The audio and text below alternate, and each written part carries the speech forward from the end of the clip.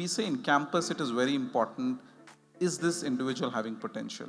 Now AI can analyze your past data, but cannot say, will this person be the right fit? And human evaluation comes in that space saying, oh, I have something tickling in my stomach, this guy has got something in him. So from an assessment perspective, do we get a better insight into any plagiarism, any cases or instances of cheating, or any untoward practices that a student is, sort of adopting during the course of the interview process, right? I think that is one thing where we've been able to see a measurable difference.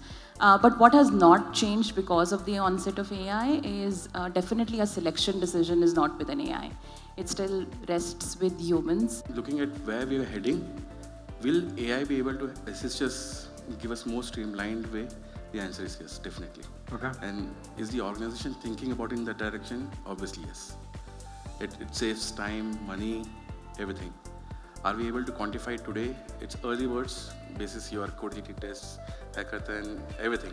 How do you hire correctly is a scientific standard process. The question is, are the standards still being applied to AI?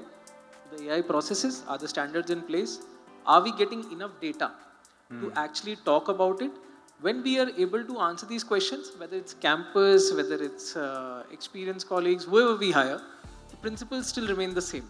Okay. And hence, it's imperative to see where that data, those standards are moving, and are we holding it equivalent to what we use currently? Like all of us use some kind of assessment today. Are we holding it to the same standards, and do we have the same transparency? That transparency is not only important from an organization perspective, but also important from a candidate perspective. AI definitely is, we're looking forward to it with given the efficiency it offers, given the timeliness it offers, given probably a certain finesse it offers, Sure. right?